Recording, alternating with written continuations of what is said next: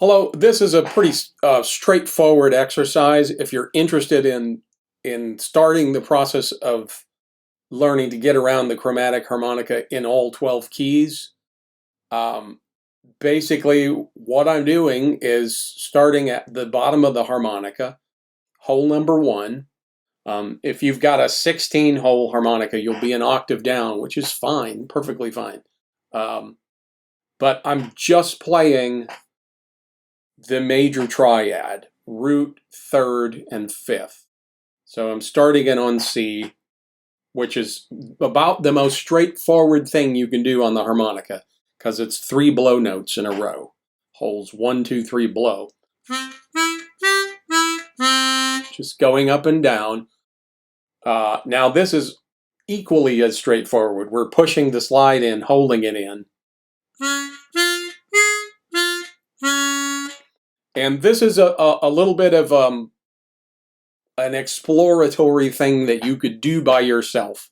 I don't want to tab this out for you. I don't.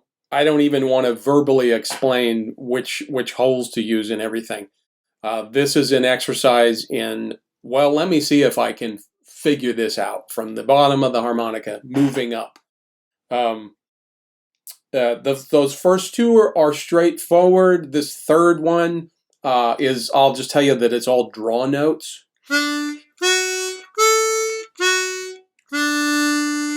And that the middle note, you will put the slide in. Now, an exercise that I gave one of my students was to do this, but to also get a piece of paper. And there is something about writing things down that helps our memory. I mean, there's, like, if you take notes in a class, you'll have a better chance of absorbing the material if you're also writing things down. We all kind of know that. Now, I like the idea of doing this away from a piece of paper, just 100% using your ear to find this.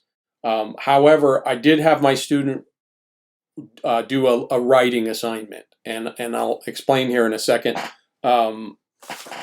This is a really beat up piece of paper, but here's a blank piece of paper. It's blank. I told him to start at the top left of the piece of paper and write the letter C, then to start working down the page and to make a list of the 12 key centers. So you could do C. I automatically would write down C sharp, but it might be more appropriate to say D flat.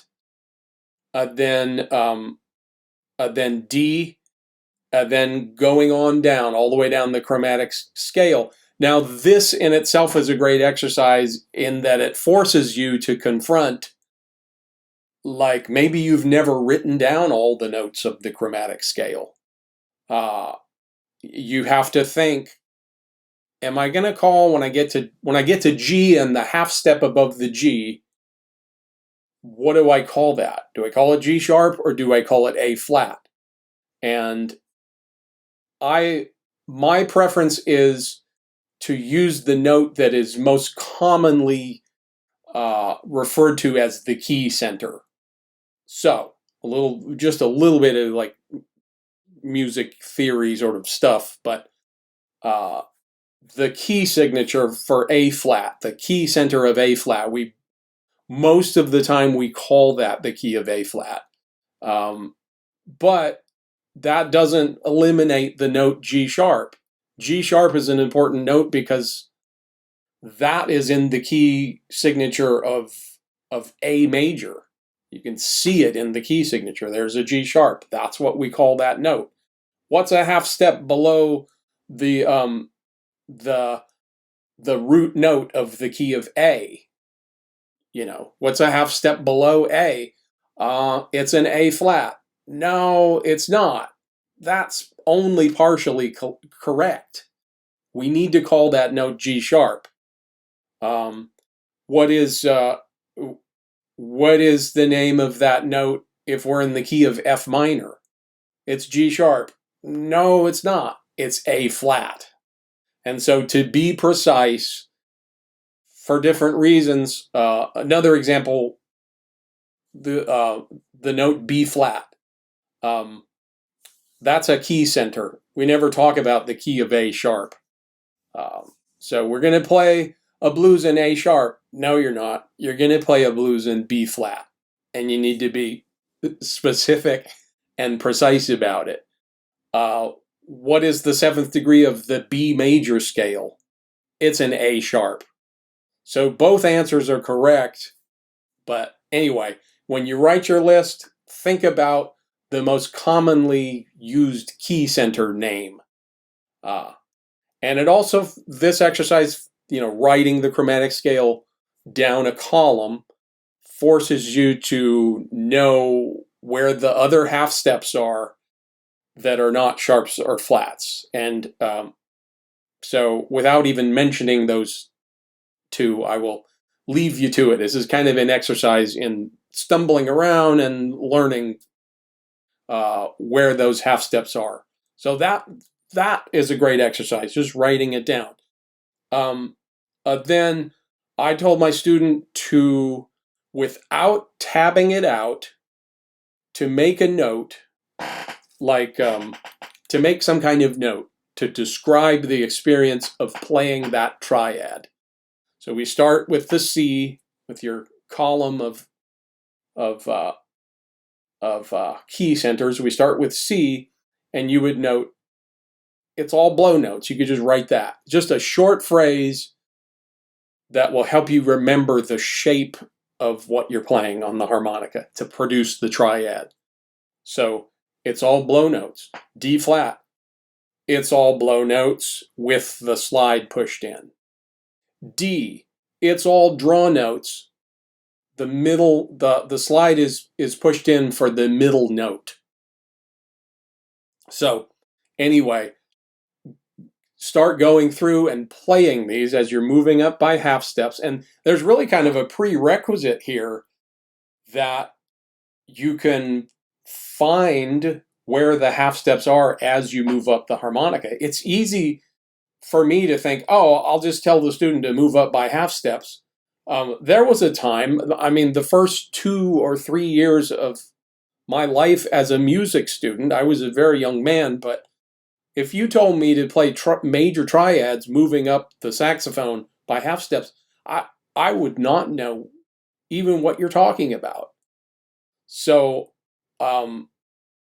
this is an exercise for those that are ready for it. There's a prerequisite. Can you find your way up the harmonica by half steps to even, and that you keep track of where you are?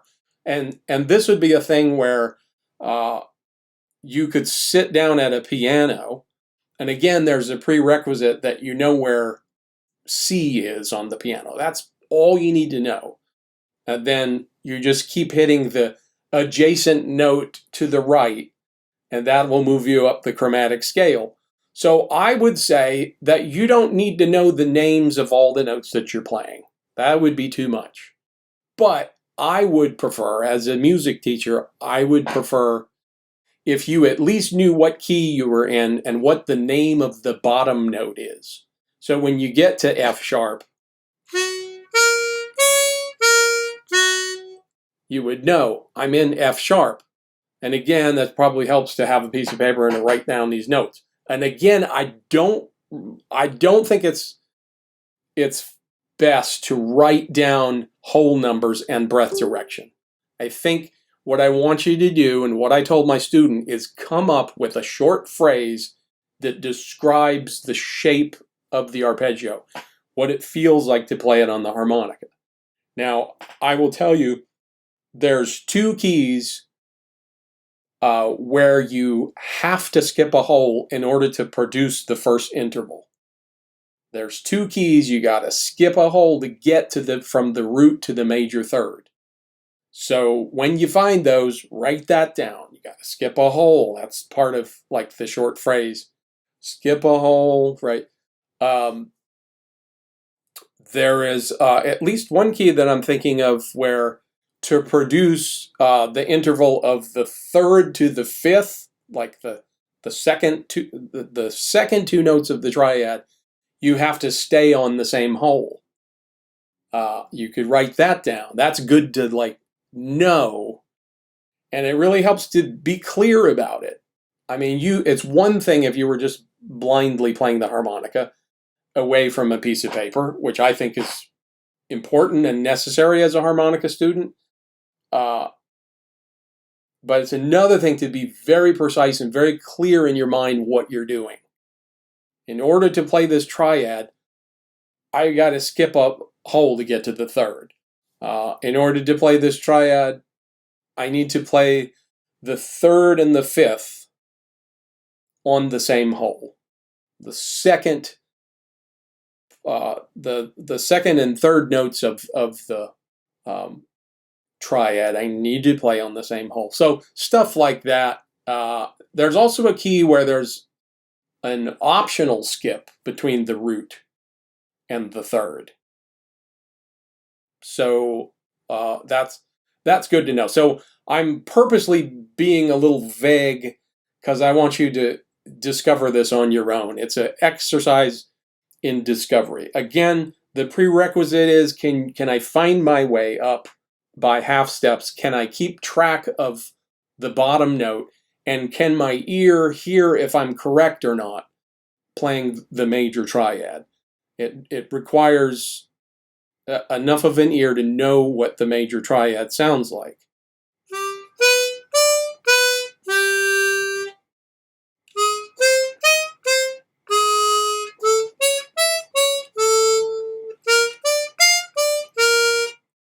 So anyway, that's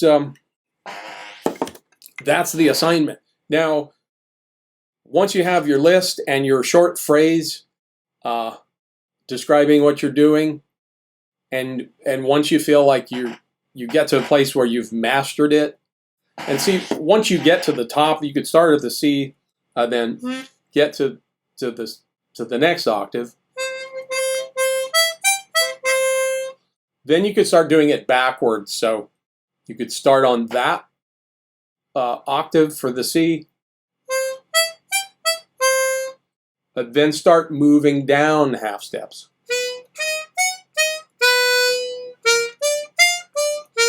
Take note of these ones where they're all draw notes. That always helps. It's one less thing to think about. It's like, okay, I have enough to think about. Do I skip a hole or not? When do I depress the slide in this triad? If they're all draw notes, it takes one kind of factor out of all that's going on. So there's a mental understanding as you're writing down your short phrase, and then there's this muscle memory that starts to develop. And so once you get to the place of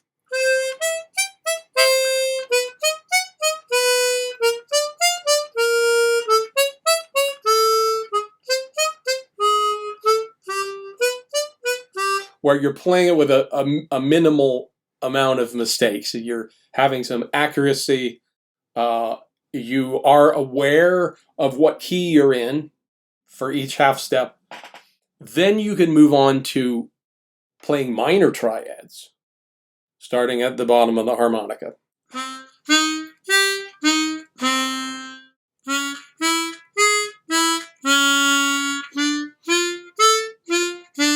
That one for D is like the easiest one. It's 3 draw notes at the bottom of the harp. Again, you have to have enough of an ear that you know what a minor triad sounds like. Now, I want to just say something because my YouTube channel, the header of my YouTube channel says, improvise in 12 keys. If you go to my website, chromaticlessons.com, it has a subtitle, improvise in 12 keys. I want to say that I don't think it's a good idea for kind of beginner and lower intermediate harmonica students to push the all keys thing. It's traditionally not the way that we teach wind instruments. And I'm just completing a lesson here of like, here's an exercise you can do in all 12 keys. But I'm also issuing a note of caution that you might not be ready for this, and that's okay.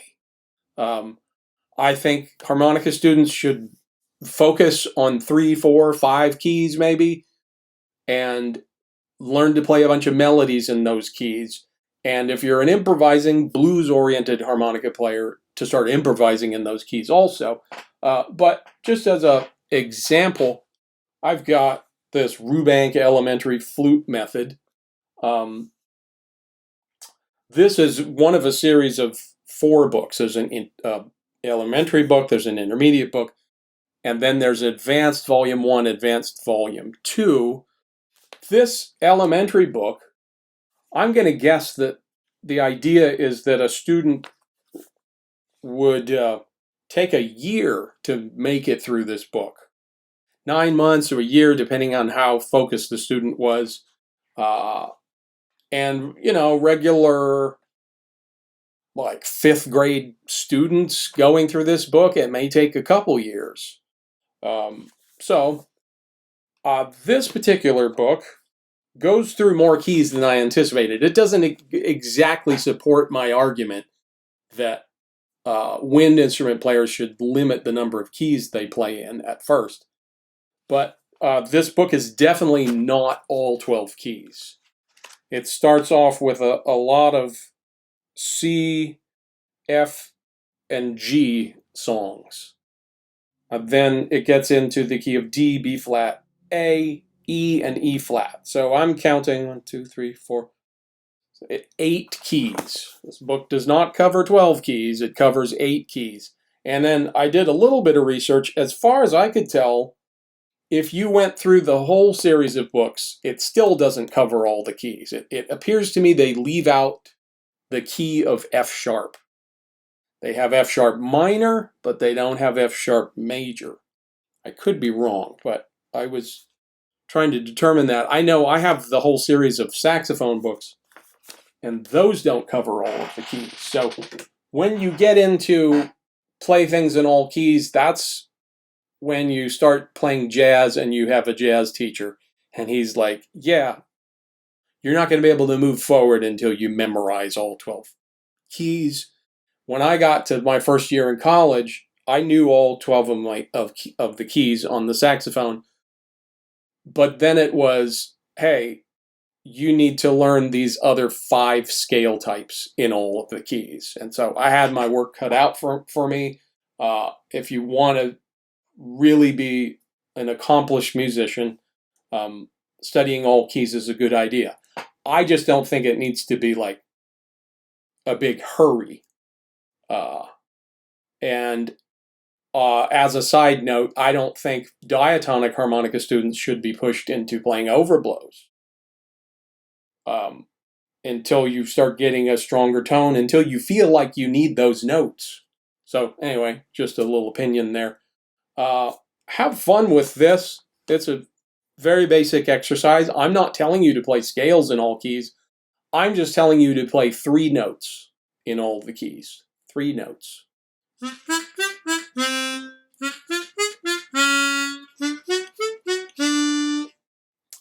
Another step that you could take is, I have a bunch of steps that I would think that you could do next, but just playing 3 notes, you could go circle of fourths. That's C, and then you could go to F. Then you could go to B flat. And then E flat. But that's a whole other thing where you're, instead of moving up by half steps, you are learning the circle of fourths, or you could do fifths. But anyway, I hope you're doing well with your harmonica studies. I am working on a new harmonica course for you that would be a purchased thing. I'm going to be going through this book, and I'm kind of almost done with it. I'm going to go through the book. It's a bunch of melodies that are old-timey melodies from like 100 years ago. Old Susanna, Clementine, and so forth. And I keep the book closed, but I am having students buy the book. This is the textbook. and I demonstrate all 70 of the melodies, and I talk about how to approach the melodies, and then do like a melodic analysis of like how to play the melodies, how to memorize them, how to play them in other keys. So anyway, look forward to that. I will talk to you later. Please like and subscribe and comment. Thank you so much.